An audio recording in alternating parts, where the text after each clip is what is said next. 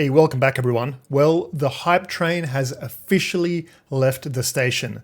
In the past week, a game called Unrecord has completely blown up. So this game fooled countless people into thinking it was fake and all real life video footage.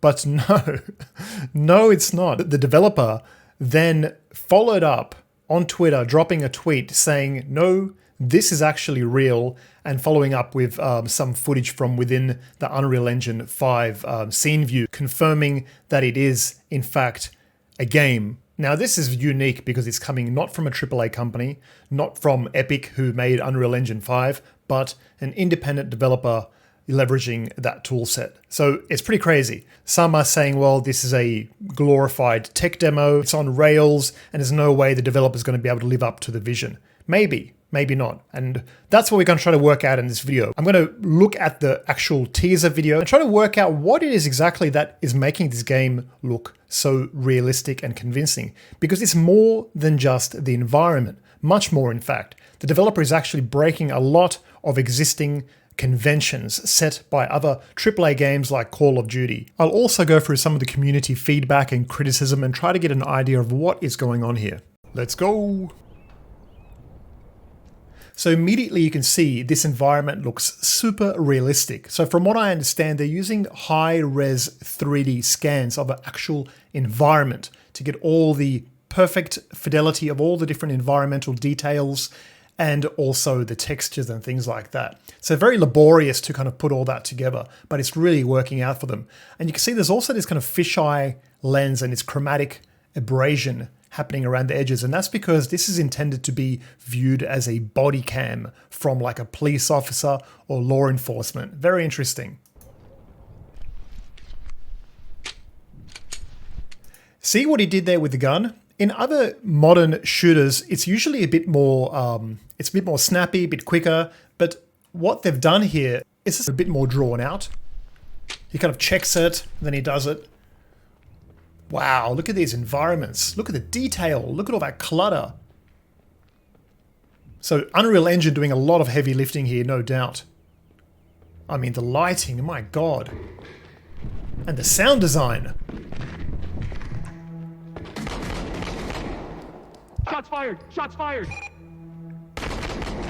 Very realistic. So I'm just going to wind that back a bit. Shots fired! Shots fired! This shots fired, shots fired. So it doesn't sound like a game character. If you're playing like Far Cry or, Call of Duty, then often these guys are real beefcake American sounding actors, putting on these strong kind of heroic voices. But this is very realistic. It sounds like a dispatch cop, basically. Shots fired! Shots fired! And look how the gun is hopping around with this really natural, realistic recoil. Any modern FPS game, you can shoot. They do have recoil, but it's not nearly as realistic as this. Because when you recoil, especially with consecutive shots, the recoil starts to stack, and it should get more and more difficult to shoot. And you don't, some kind of FPSs do it, but not so much. But this one, the gun is bouncing around like crazy.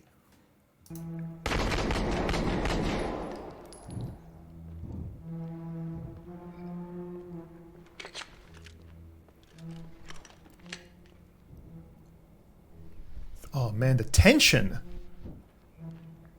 The realism is creating tension.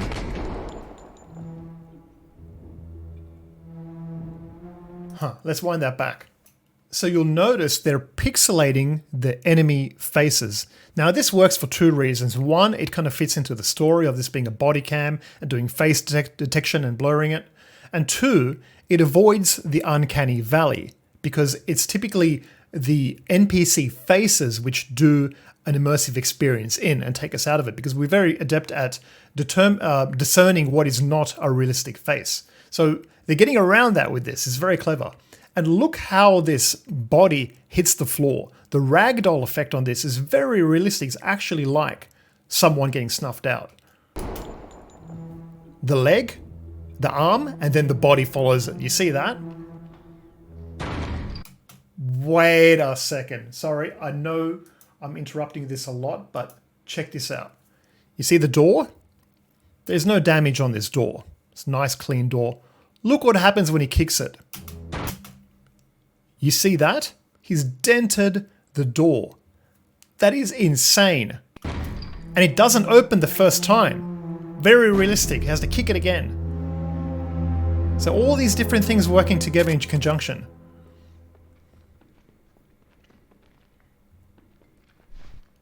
That's such a swift movement.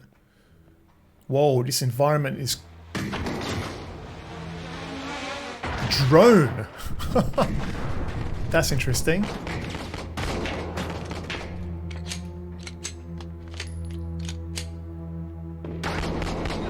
Yeah, the gunplay is insane. It's very difficult to aim, you can see. There's no like crosshair, there's no kind of lock on or anything. There's a lot of this jittery movement happening. The whole time the camera is more or less jittering. And that's what is one of the elements that creates this hyper-realism. EA and Ubisoft could do this with their FPSs, but they choose not to because they understand that it's not really feasible to have players running around for 40 hours of gameplay with this jittery camera. Because even me just watching that video, I was already feeling a little bit nauseous, just the erratic camera movements. So that may not really scale to a full experience, and that's some of the criticism the game is getting. And that's the kind of convention, one of the conventions they're breaking. And it could make this game very difficult to play.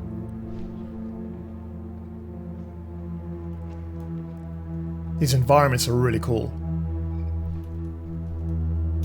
How do you scale this up though to like a huge game? And that's all of the criticism this game is getting, because this is, from what I understand, it's the first game from this team. The first game. Think about that. An independent studio making their first game has managed to make something more realistic than EA or Ubisoft.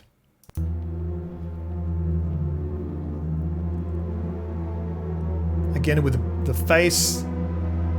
So you can see here we have some options here, hinting at what the gameplay...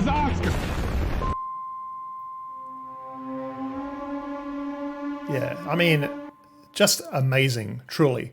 So you've got this well-trained player moving around very professionally. You've got this constant camera jittering. You've got this fisheye and this chromatic abrasion, which is kind of obfuscating things a bit. There's a lot of motion blur going on. The sound design in this particular showcase was spot on. That combined with these high-fidelity nanite-style environments is together creating a very realistic package.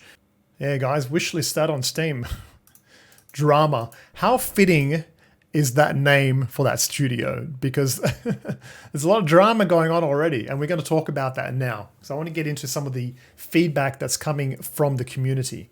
I hope this isn't the next Can You Run It game.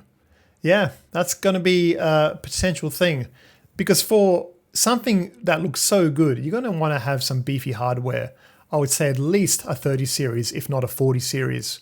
But, by the time the game comes out, maybe things will be a lot more affordable and will have moved on a bit. Thoroughly impressed with the graphics, however. Where's the line where someone can consider something too realistic? I kind of like watching police body cam footage, and this looks scarily close to the real thing. Don't get me wrong. It's very impressive what the devs managed to do, but I can already see this getting banned in multiple countries. Actually, scrap that. This is probably going to run into massive problems when it comes to releasing it anywhere.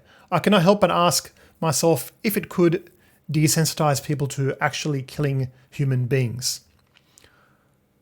Yeah, that's a complicated discussion. And here, personal view from a vet. So this is an ex-military. I'm a veteran. I was in Iraq. I had seen my fair share of violence. If this is a real video from a game, I'm not sure I could play something that realistic. I'm a gamer and love FPS, but all those games, even with the impressive graphics, still look like a game. If games start to bridge that gap of what I know is real and what is not, I may have to stop playing FPS games. Killing an actual person, even if they are the enemy, is not something I wanted to be reminded of. This video hits too close to home for me. Just my 2 cents. So let me get this straight. 1. The game came out of nowhere about 3 days ago. 2. The dev claims nothing in the gameplay trailer was pre-rendered. It's all live in-engine. 3. The demo was sent to a third party as verification that it was legit. 4. The dev is also deleting threads saying it's fake.